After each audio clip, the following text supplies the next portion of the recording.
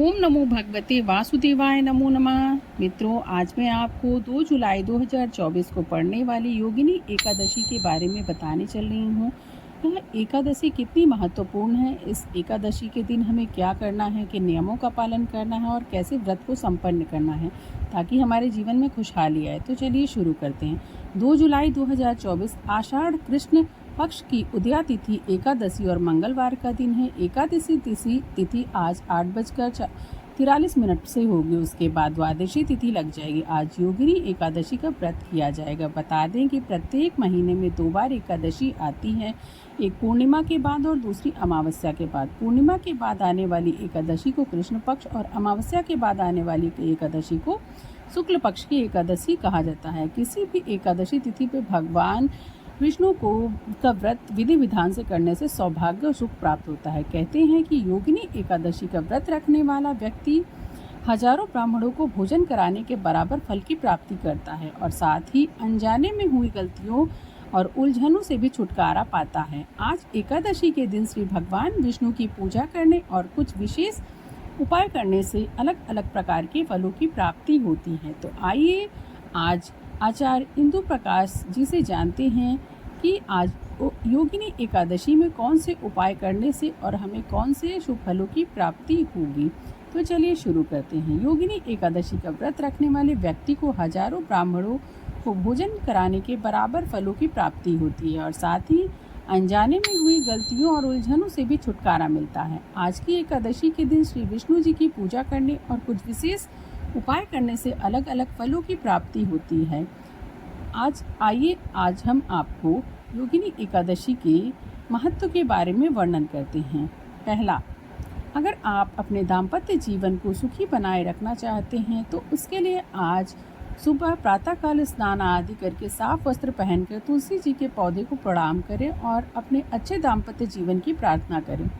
दूसरा, अगर लाख मेहनत के बाद भी आपकी कंपनी या बिजनेस अधिक लाभ नहीं मिल रहा है आपको और आप चाहते हैं कि आपको कंपनी में अधिक मुनाफा हो, तो आज के दिन भगवान विष्णु के सामने घी का दिया जलाएं। साथ ही भगवान को बेसन के लड्डू का भोग लगाएं। भोग लगाने के कुछ देर बाद लड्डुओं को प्रसाद के रूप में ग्रहण करें और उसका वितरण करें। तीसरा, अगर किसी कारणवश आपकी मनपसंद या वधू या वर की इच्छा हो और अड़चने आ रही हैं तो इन अड़चनों से छुटकारा पाने के लिए आज के दिन स्नान आदि के बाद श्री विष्णु भगवान की को प्रणाम करें और आसन बिछाकर बैठ जाएं। भगवान विष्णु का 108 बार जाप करें। ओम नमो भगवते नारायणाय।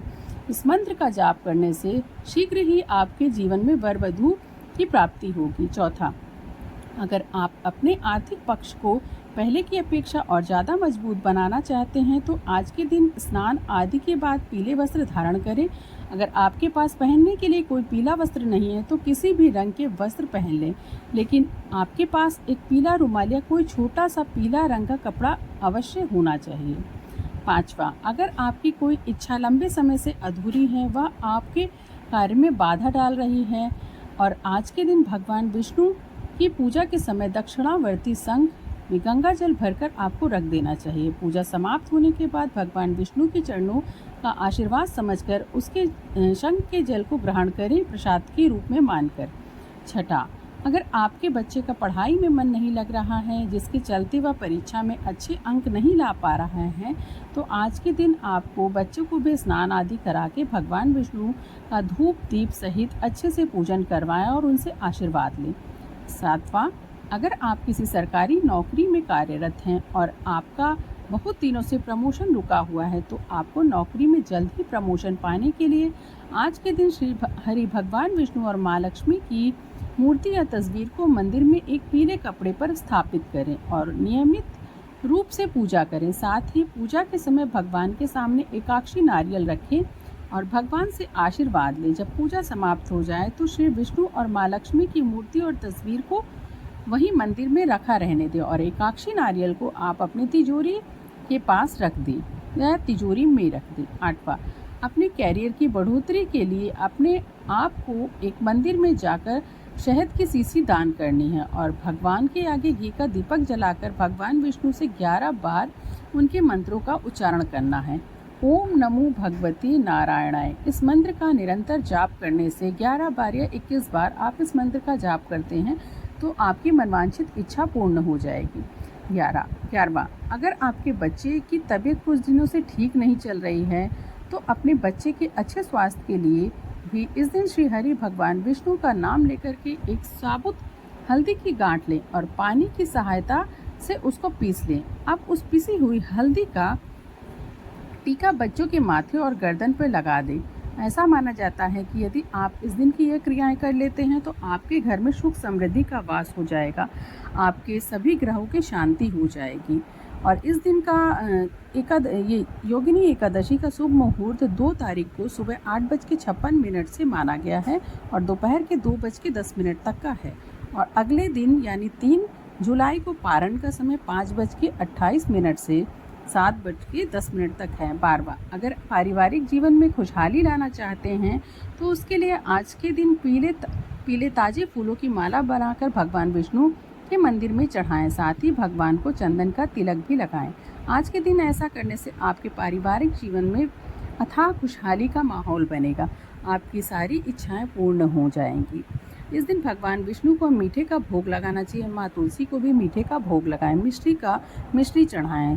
तुलसी चालीसा का पाठ कर सकते हैं, आप तुलसी मंत्र का भी जाप कर सकते हैं।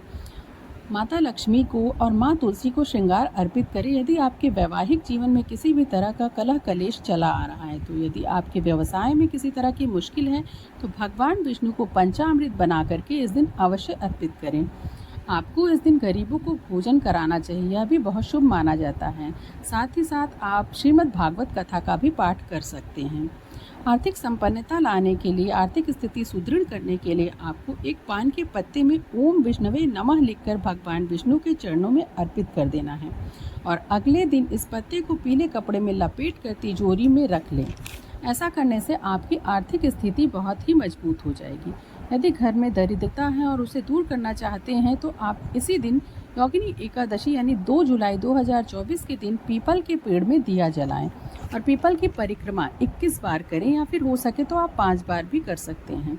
आपके घर की आर्थिक दरिद्रता शीघ्र ही दूर हो जाएगी।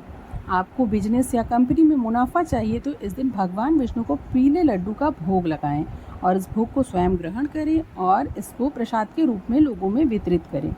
यदि विवाह में विलंब हो रहा है या वर वधू की चिंता हो रही है तो 108 बार इस दिन योगिनी एकादशी के दिन भगवान विष्णु के मंत्र का जाप करें। ओम नमो भगवते नारायणाय। यदि आपकी लंबे समय से कोई इच्छा अधूरी हो तो दक्षिणावर्ती शंख को रख के उसमें जल भर दें और पूजा समाप्त होने पर उस जल को अवश्य ही ग्रहण करें। यदि बच्चों का पढ़ने में मन नहीं लग रहा है या बच्चा पढ़ लिख नहीं रहा है तो इस दिन योगिनी एकादशी यानी 2 जुलाई 2024 को भगवान विष्णु की पूजा बच्चों को सुबह प्रातःकाल स्नान आदि करा के अपने साथ भगवान विष्णु की और माँ लक्ष्मी की पूजा में अवश्य ही बिठाएं। बच्चा आपका पढ़ने लगेगा। यदि आप प्रमोशन चाहते हैं तो एकाक्षी नारियल को अर्पित करें और फिर बाद में से पीले कपड़े में लपेट कर तिजोरी में रख लें। भगवान विष्णु को मिश्री का भोग भी बहुत ज़्यादा पसंद है तो मिश्री का भोग लगाना ना भूलें इस दिन। और इसके साथ ही साथ आपको माँ तुलसी में पीले धागे को बांध देना है और पीला धागा या फिर आपके पास लाल धागा है, लाल कलावा है तो आपको इस दिन ये कार्य करना नहीं भूलना है। यदि आपकी लंबे समय से कोई इच्छित मनोकामना है जो पूर्ण नहीं हो रही है तो माँ तुलसी को पीला अथवा लाल कलावा अवश्य बांधें। यह क्रिया करने से आपके लंबे समय से जो भी इच्छा, मनवांछित इच्छा है, जो भी चाहत है वह जरूर पूरी होगी, ऐसी मान्यता है। क्योंकि योगिनी एकादशी का व्रत और विधि विधान से पूजन करने से जातक के घर में धन की वर्षा होती है और सभी व्यक्ति करोड़पति तो बन ही जाएंगे, आज नहीं तो कल, क्योंकि योगिनी एकादशी का अपना अलग ही महत्व होता है। यह सबसे एकादशियों में यह एकादशी सबसे बड़ी मानी जाती है। इस दिन की पूजा साधना कभी खाली नहीं जाती। इस दिन देवता जागृत होते हैं, यानी सृष्टि के संचालक श्री हरि भगवान विष्णु 4 महीने की योग निद्रा के बाद ये जागते हैं और अपने भक्तों का कल्याण करते हैं। इस दिन के व्रत से सुख की प्राप्ति होती है। अतः इस दिन बहुत ही विधि विधान से भगवान विष्णु, श्री हरि भगवान विष्णु, माता लक्ष्मी, माँ तुलसी इत्यादि का पूजन करना चाहिए। माँ तुलसी और माता लक्ष्मी को श्रृंगार अवश्य समर्पित करें अच्छे से विधि विधान से पूजन करें, आपको जीवन में सभी सुखों की प्राप्ति होगी। फ्रेंड्स, आशा करती हूँ आपको मेरे द्वारा बताई गई यह जानकारी अच्छी लगी होगी। ऐसे ही मेरे चैनल के साथ जुड़े रहें और मेरे चैनल को लाइक, शेयर और सब्सक्राइब करना ना भूलें। धन्यवाद।